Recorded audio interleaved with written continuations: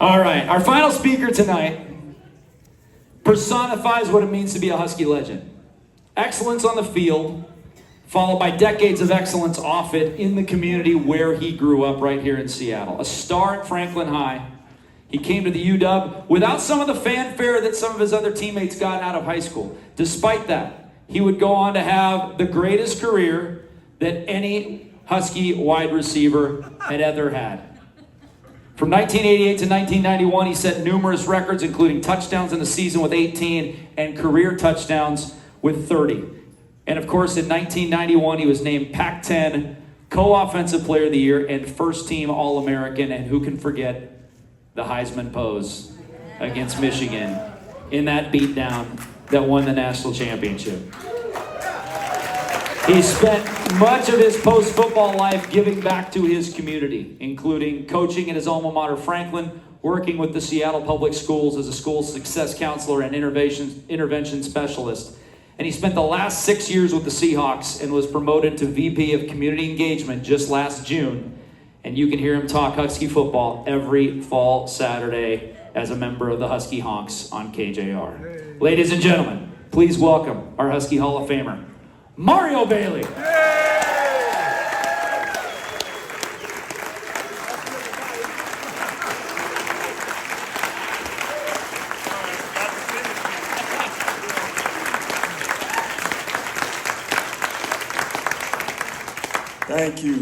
Thank you. I was going to say all that, Dick, but thank you. Rather you toot my horn than I do, so thank you. Man, this is great. This is great to be here. It's always great to be back with the Huskies, see all you dogs. I'm just going to tell you a little bit about what I've been doing since I left here. I left here in '92. I got drafted by the Houston Oilers. Yes, that's how long ago it was. The Houston Oilers no longer exist, but they're now the Tennessee Titans, in which the Seahawks are out in Tennessee right now and be playing them Saturday. I was drafted by the Houston Oilers in the 6th round. I went there. I played some type of football for like 12 years, and I played in the XFL, the AFL, the CFL, the NFL Europe, every FL that you can name. I played in it. I played for like 12 years, 13 years. And the part of my story that I hate to tell, but I have to tell because it's being authentic and transparent, is the reason my career didn't go the way it should have been is because I didn't work hard. I didn't take advantage of the God-given ability I was given. Instead, I was having fun and couldn't believe that I was in the NFL, and I ended up 12, 13 years later without a degree.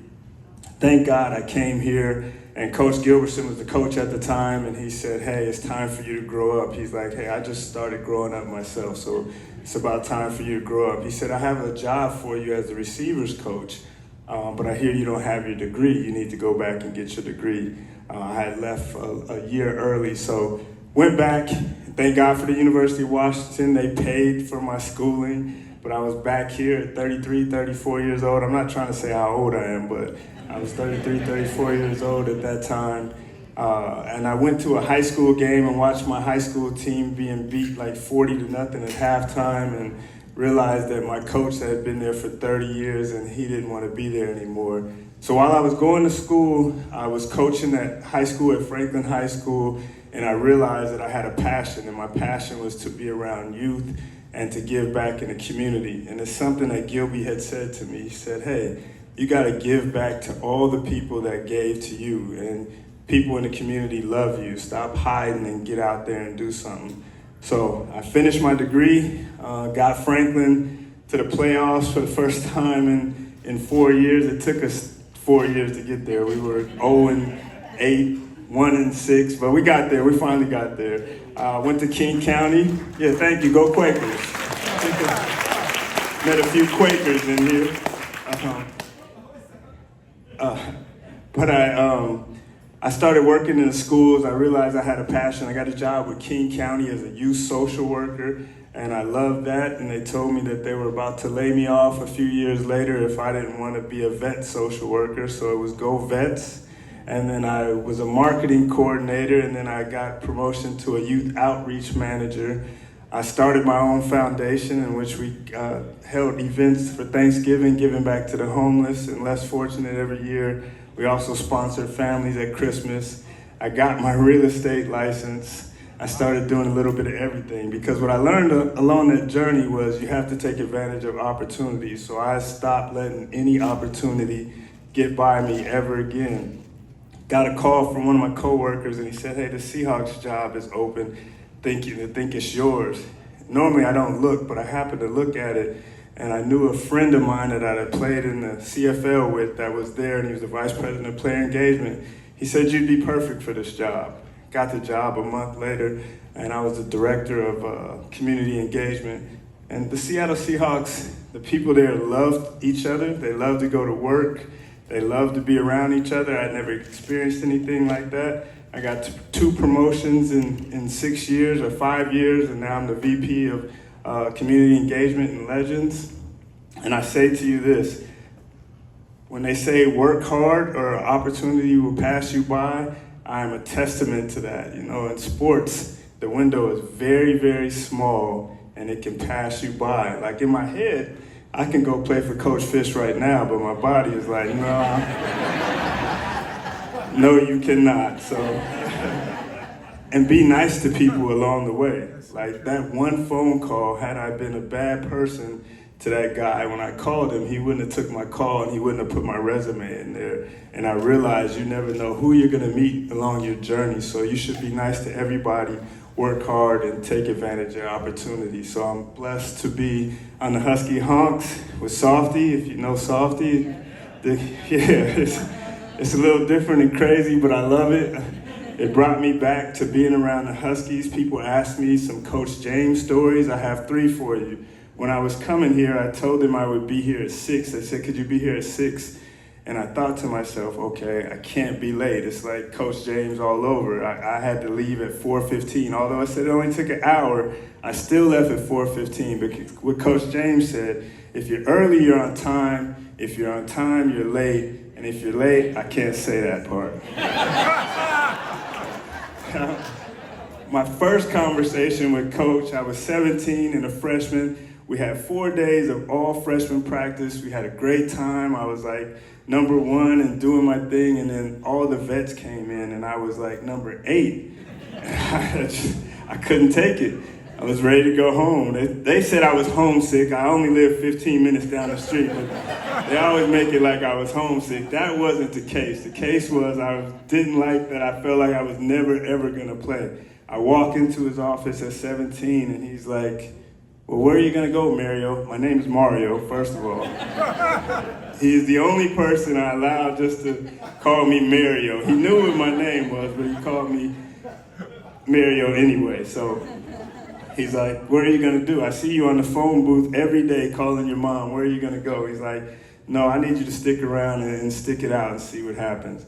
Thank God I stuck it out and see what happens. I would have been in the transfer portal back then, but thank God there's no transfer portal. In my last conversation, we beat up on Washington State in the last game here, my last game here at Husky Stadium. And yeah. We beat them up all the time, so it doesn't, you know. But we did too much celebrating, so we were dancing in the end zone. And if you know Coach James, he let us get away with it at that time because we were winning. But he wasn't happy with it, so he had to call me in the office even though I was a captain. But the conversation was 30 seconds. He said, Mario, you can't do that. I was like, I'm sorry, Coach. He's like, let's go get this win. And that was it. I was like, man, things have totally changed. Great memories. My team, we should have won the national championship the year before. We choked it off against UCLA. We should have been a 2-time champion, but we weren't. And the most special team about that team was that we knew we were going to win from the start. We knew that year going in that we were going to win, that we messed it up the year before. All we had to do was go to Nebraska and win that game. And once we won that, it was just downhill. We rode downhill. We beat everybody. I love that the Huskies went to the national championship last year, but I have to get this in. We're still the best team that ever played. Sometimes they say you got to be humble and not have an ego. I just have to say it, we're the best team ever. But what I will say is the band. In our last 3 years, we were in Anaheim, we went to the Freedom Bowl and 2 Rose Bowls. Our band outplayed Florida's band, our band outplayed Michigan's band, our band outplayed Iowa's band, and we had the best time. I can't say everything that the band and us did, but every time we came in the hotel, the best memory I have is coming in after the national championship or at the game against Michigan, and the band is just in there playing. I come out at 3 in the morning and there's like 5 band members still playing. And I remember asking Kurt, he was my roommate, I'm like, do they sleep? Like, don't the band have curfew? No.